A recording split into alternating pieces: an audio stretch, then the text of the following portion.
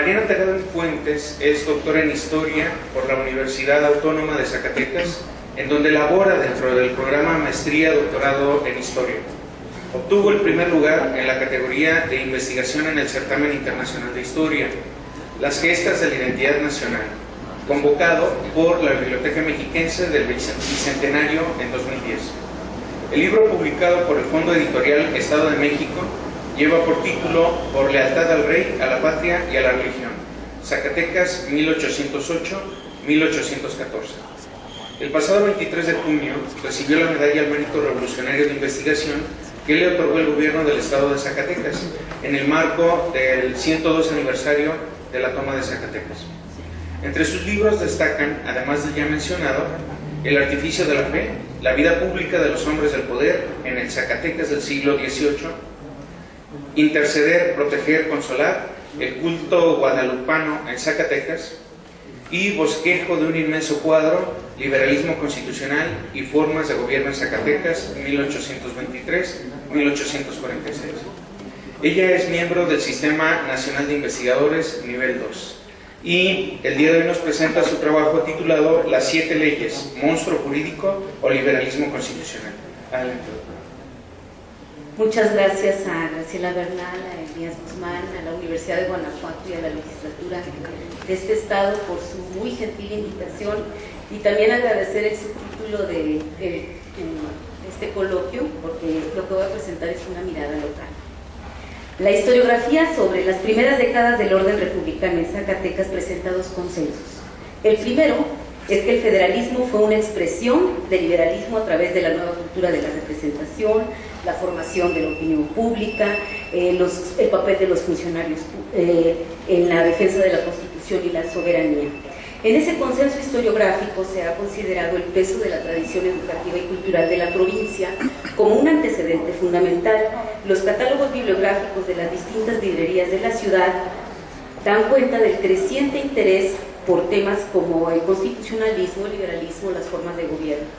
El último estudio publicado al respecto sobre Zacatecas, de la doctora Josefina Zoraida Vázquez, hace hincapié en la capacidad de la administración pública local encabezada por el gobernador Francisco García Salinas para impulsar proyectos de gran envergadura.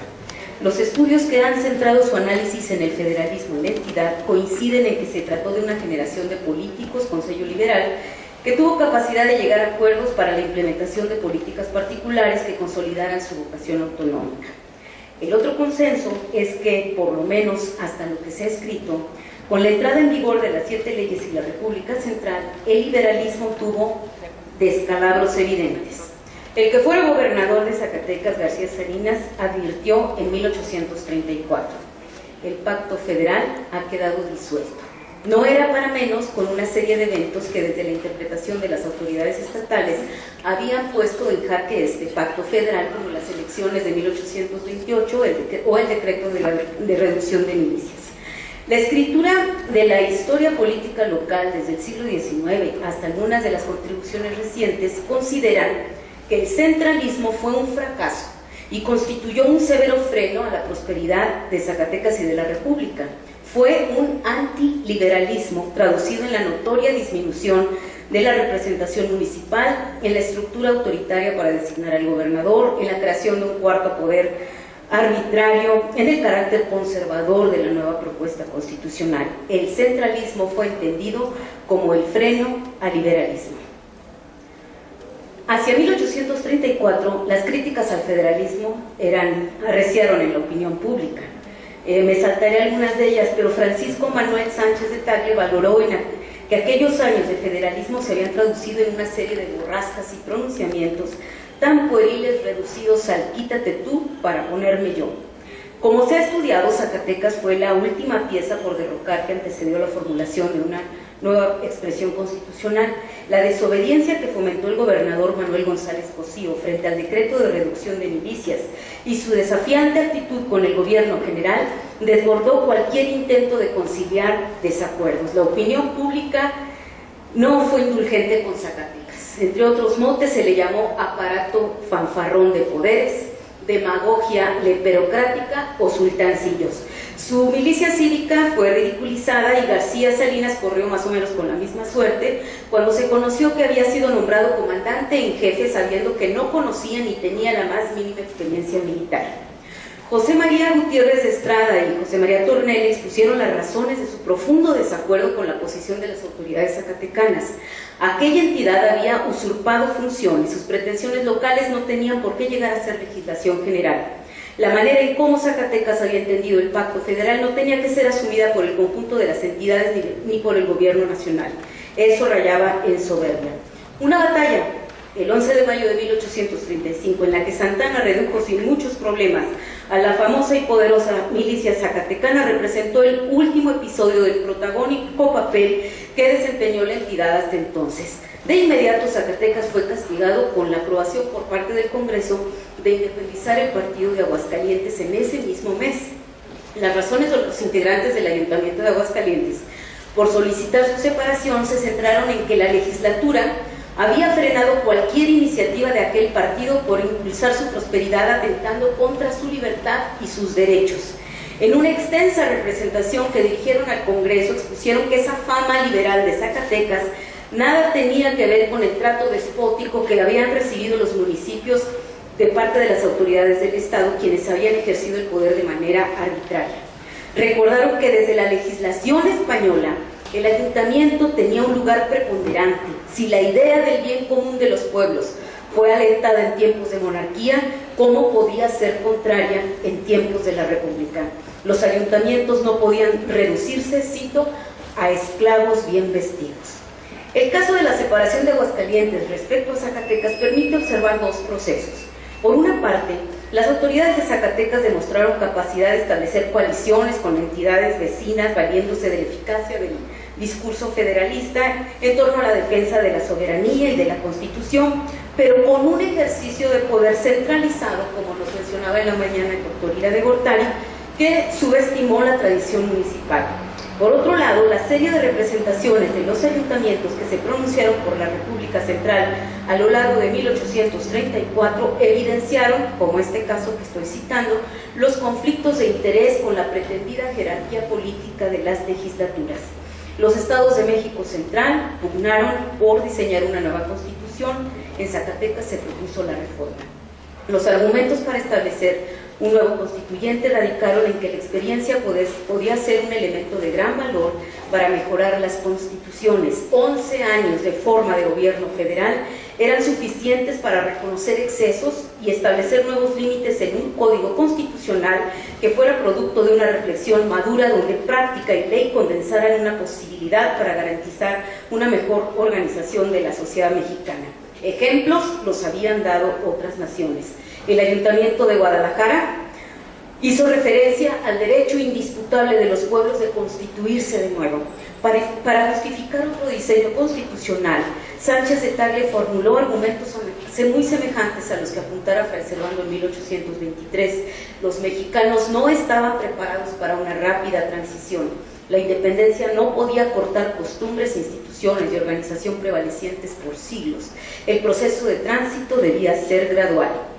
Los críticos del centralismo pusieron atención en que las 7 leyes redujeron drásticamente la representación municipal al reconocer al municipio con una base de 8,000 habitantes, anular la soberanía de los estados, convirtiéndolos en departamentos, excluir de los procesos electorales a todo aquel que no demostrara propiedad y al crear un cuarto poder conservador inútil y arbitrario.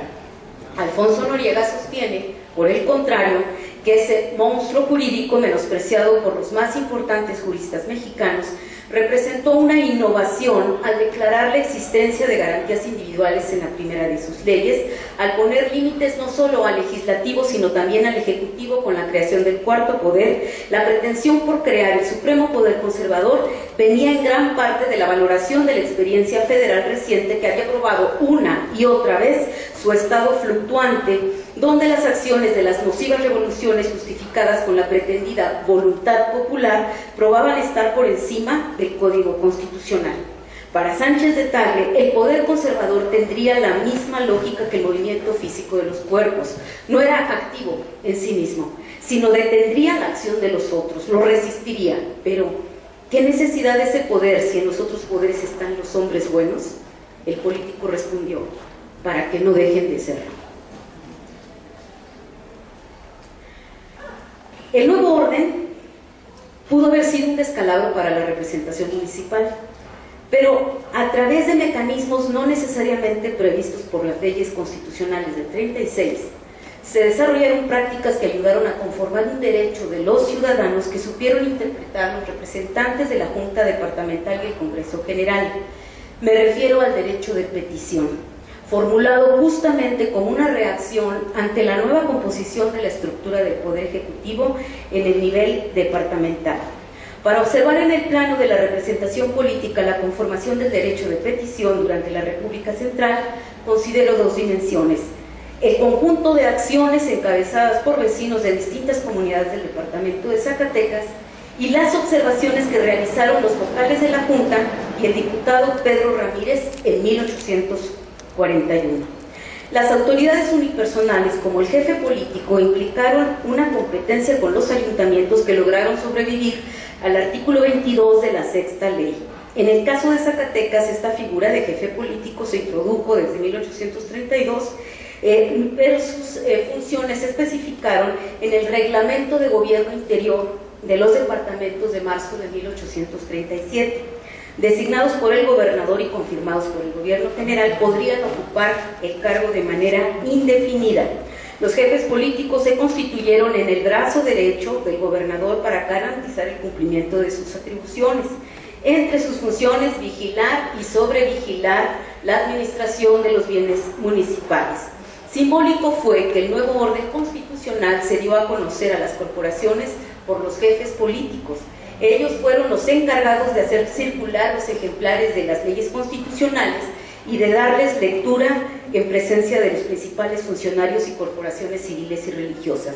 Su nivel de injerencia en los temas de conocimiento de registro de población, seguridad, orden, protección, salud, educación, cultura cívica, sanidad, finanzas municipales y nombramiento de jueces de paz permitió que el gobernador pudiera realmente asomarse y hacer presente su poder en los lugares más alejados del departamento.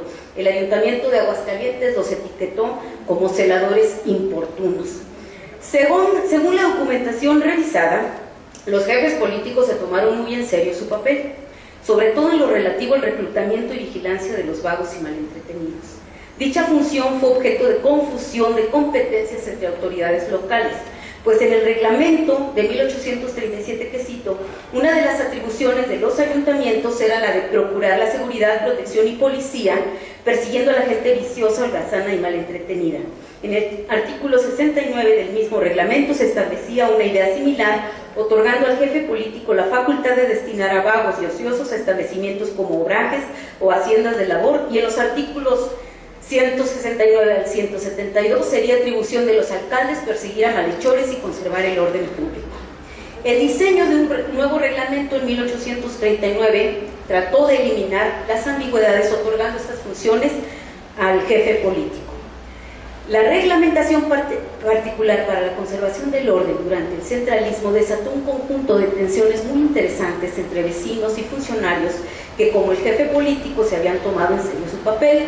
Los reclamos y exigencias de los vecinos agraviados por el abuso de autoridad de este funcionario se acumularon en la mesa de la Junta Departamental. Este tipo de acciones fueron conformando el derecho de petición, con lo que el liberalismo no era un asunto que se hubiera quedado en el pasado inmediato de la República Federal. Si bien el derecho de petición no estuvo contemplado en la Constitución del 24, en las 7 leyes, ni en las constituciones particulares de Zacatecas de 1825 y 32, respondía a una larga tradición. Para Israel Arroyo, aquí presente, y lo cito, este precepto consuetudinario provenía del tiempo colonial y se utilizó por varios siglos con la denominación genérica de representación.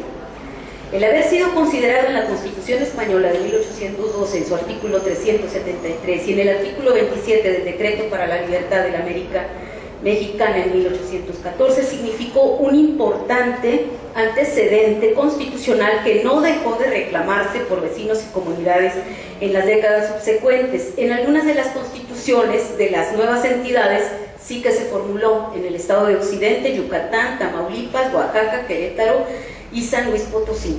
Durante el centralismo se acumularon expedientes donde no fueron precisamente las corporaciones a través de representaciones, sino los vecinos en lo individual por medio de reclamos escritos quienes solicitaron a las autoridades departamentales su intervención frente a los numerosos actos de abuso de autoridad de los jefes políticos o de los subprefectos. Es interesante resaltar que en las décadas de 1830 y 40 los pronunciamientos, actas y planes habían sido una de las prácticas más ocurridas de corporaciones como los ayuntamientos para exigir derechos o expresar su rechazo o adhesión a alguna forma de gobierno. Se trató de un tipo de acción política de las corporaciones. En cambio, la acción de pedir la intervención de las autoridades departamentales contra los agravios cometidos por autoridades unipersonales representó un recurso para evitar hacer justicia por propia mano. El ejercicio de este conjunto de peticiones enarbolaron, por otra parte, la salvaguarda de otros derechos como el derecho de la libertad, la propiedad o el libre tránsito. La principal queja que presentaron los ciudadanos los vecinos de distintas comunidades ante la Junta fue por el abuso de autoridad, como decíamos, porque alteraban los juicios, detenían más tiempo del debido a los reos, arrestaban de manera injustificada, exigían cobros indebidos, maltrataban de obra y palabra a los presos y los obligaban a realizar servicios en sus propiedades. Fueron comunes los casos de arrestos arbitrarios, como el de uno de los vecinos de Beta Grande, quien en su reclamo ante la Junta expuso, y cito porque es muy ilustrativo: cuando he visto que sin haber podido recabar orden alguna contra mí de la suya, me ha reducido a prisión, ejerciendo una facultad tan digna, tan honrosa y severa, propia solo de la autoridad, de la probidad y de la justicia, me ha desesperado al ver que la calificación de si un hombre debe ser preso, o lo que es lo mismo, de si un hombre debe gozar o no de libertad, de si debe privarse o no de consideración, lo hace, por desgracia en Zacatecas, un fascineroso marcado por la opinión pública con distintas causas pendientes y sin los elementos siquiera de una educación culta para poder juzgar de los hombres sin atropellar la moral y la civilización. Me salto otros casos que son muy ilustrativos. Los expedientes en esta materia se multiplicaron entre 1837 y 1841 a tal grado que debieron de haber sido considerados por los vocales de la Junta Departamental de Zacatecas al momento de hacer su dictamen frente a la Constitución. El dictamen dio cuenta de las coincidencias con las juntas departamentales de Guanajuato y de Sonora, y con el propio diputado Pedro Ramírez. El discurso de los vocales zacatecanos pugnaba por una reforma que evidenciara, cito, el manifiesto y universal odio contra la Constitución de 1836. En su opinión, los males se habían radicalizado con la pérdida de derechos como el de elegir a sus gobernantes, el cierre de tribunales, la privación de la protección militar, la pérdida del territorio nacional. Nuestros enemigos nos han puesto de escabel de sus pies. Los males de la República, en su opinión, se debían en gran parte, cito, a la bastardía de los orígenes de esta Constitución. En un largo dictamen, los vocales de la Junta Departamental expusieron sus criterios y argumentos de dónde y por qué debía reformarse la Constitución de 1836.